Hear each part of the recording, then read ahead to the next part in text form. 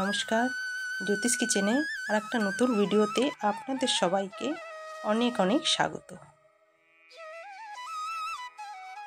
চলে এসেছি আজকে আর একটা নতুন ভিডিও নিয়ে। বুঝতেই পারছেন আজকে আমি কি রান্না করব। হ্যাঁ, ঠিক দেখেছেন, আজকে আমি ডিমের তরকারি রান্না করব, যেটা একেবারে ধাবা স্টাইলে রান্নাটা হবে।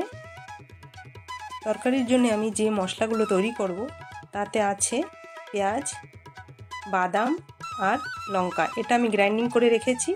তারপরে কিছুটা টমেটো নিয়ে সেটাও আমি গ্রাইন্ডিং করে রাখলাম। এবার আমি ডিমগুলো একটু এইভাবে চাকু দিয়ে চিড়ে দেব। এবার দিয়ে দিলাম সরষের তেল। তেলটা গরম হয়ে গেছে, তেলে একটু হলুদ দিয়ে দিলাম। তারপরে ডিমগুলো ছেড়ে দিলাম তেলে। এবার ডিমগুলো একটু ভেজে নেব। ডিমটা ভাজা হয়ে গেছে, এবার ডিমটা তুলে নেব। এবার আরও একটু তেল দিয়ে দিলাম। তেলটা গরম হয়ে গেছে, এবার সেই পেস্ট করে রেখেছিলাম সেই মশলাটা দিয়ে দিলাম। একটু ভাজা ভাজা হয়ে গেছে, এবার এতে দিয়ে দিচ্ছি 1 চামচ আদা রসুনের পেস্ট।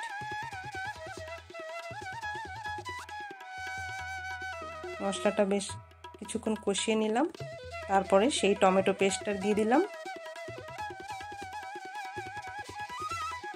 এবার দিয়ে দিচ্ছি নুন,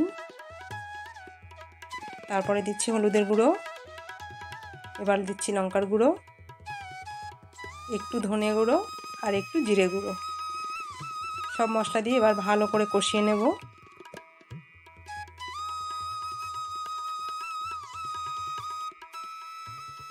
এবার দিয়ে দিচ্ছি 1 চামচ চিনি।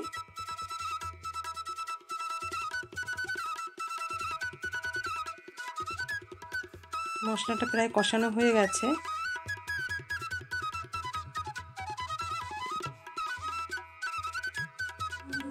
এবার দিয়ে দিচ্ছি জল।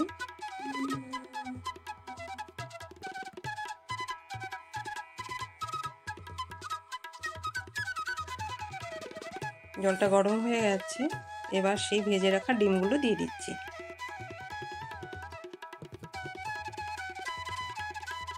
তরকারি ফুটে গেছে, এবার দিয়ে দেবো 1 চামচ গরম মশলা। একটু নেড়ে চেড়ে মিশিয়ে দেবো মশলাটা। তারপরে দিয়ে দিচ্ছি কিছুটা কসুরি মেথি, উপর থেকে এইভাবে ছড়িয়ে দেব। ডিমের তরকারি রান্না করা হয়ে গেছে। ভিডিওটি পুরো দেখার জন্য আপনাদের সবাইকে ধন্যবাদ। যদি ভিডিওটি ভালো লেগে থাকে তাহলে প্লিজ আমার চ্যানেলটিকে সাবস্ক্রাইব করুন, লাইক শেয়ার কমেন্ট করবেন। সবাই খুব ভালো থাকবেন, সুস্থ থাকবেন। ধন্যবাদ।